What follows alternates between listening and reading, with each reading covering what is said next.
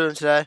Today's pretty sure today I have a new video for you. It is my breakdown of the 2020 Minnesota Senate race between incumbent Democratic Senator Tina Smith and Republican Jason Lewis. So Tina Smith, she's the incumbent U.S. Senator. She was appointed to fill Al Franken, the former senator's seat in 2018 after he resigned. She won the special election back in 2018. We'll be covering that in a few minutes. And she was the Minnesota Lieutenant Governor from 2015 through 2018.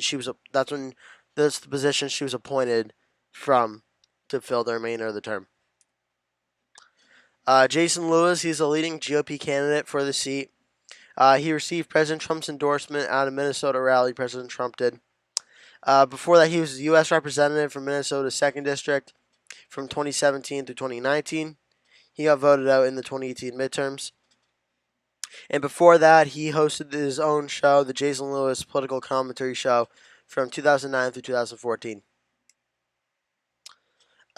This is the 2014 Senate race where the previous incumbent Al Franken was reelected.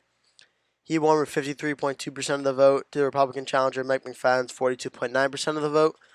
Al Franken won a very impressive reelection victory, and there wasn't really too competitive of a race.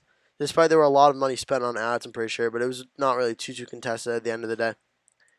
2018, Tina Smith was the appointed candidate going up against Republican challenger Karen Housley, who I believe is now running for the House of Representatives, I believe, or state rep or something. Tina Smith won re-election. Her margins, while there were more votes for her and more votes for Karen Housley than in the previous election, the margins were relatively the same. The only difference is there was a bigger Democratic turnout in the cities, and there were more Republican turnout in the rural areas. It's kind of like the Trump effect. There was like a Republican rural uprising versus a Democratic urban suburban kind of like going back to the Democrats kind of. But yeah, that's what 2018 was. Tina Smith's approval rating, according to Morning Consult, she's a 42% approved, 29% disapprove. I mean, there really isn't much polling at all from the state of Minnesota, which we'll be getting to in a sec. But her approval rating's in pretty good position for re-election. She's more approved of than disapproved of, which is good, and it's not by a close margin. She's in a good position for re-election. So the election polling, as I mentioned, there's not been one poll as of May 30th, I think. Yeah, as of May 30th, there's not been one poll conducted for the Senate race, Tina Smith versus Jason Lewis.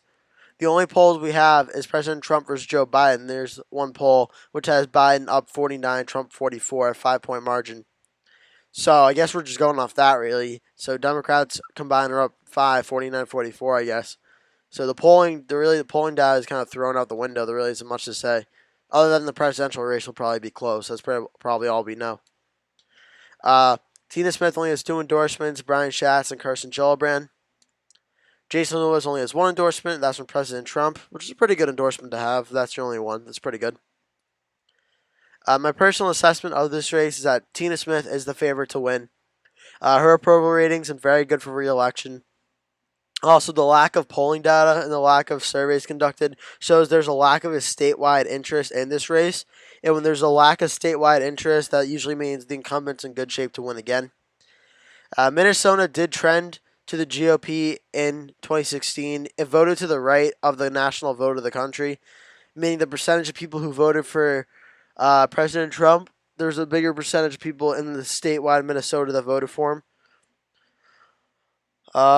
Let's see. Hillary only won by 1.5%.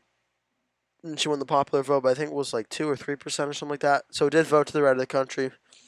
Minnesota did vote back in 2018 in the midterms. It did flip back to the Democrats. Minnesota voted for the Democratic governor, Democratic senators. Both are on the ballot at the time because of the special election. And 5 out of the 8 representatives are Democrats in Minnesota. The GOP Republicans have not had a Republican senator in Minnesota since their Republican senator lost in 2008 to Al Franken, and they have not had a Republican governor since 2010 when Tim Pawlenty declined to run again. Interesting fact is that Tim Pawlenty actually ran for governor back in 2018 but lost his GOP primary.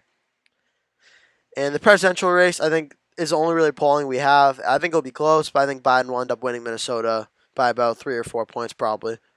But I think that poll's pretty much spot on. 2, 3, 4 points probably what Minnesota will go by. So my prediction for this Senate race, no surprise, I have Tina Smith winning the Senate race. I have her winning 52.8%. Jason Lewis 43.8%. I think Jason Lewis will do better than the previous Republicans and will get more votes than the previous Republicans. However, I do think President Trump on the ballot will help bring his margins and numbers up a little bit.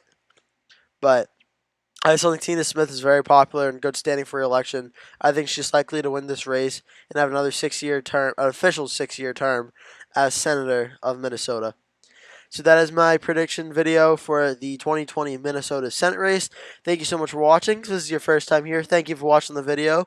And please remember to like this video and subscribe. If you're a returning subscriber, thank you so much for continuing to watch my videos. You have no idea how much it means to me. I really appreciate it. And make sure to leave a comment telling me what you think of this video and any other video ideas you would like to see me do in the future. Thank you so much for watching, and I'll see you in the next one. Have a good day.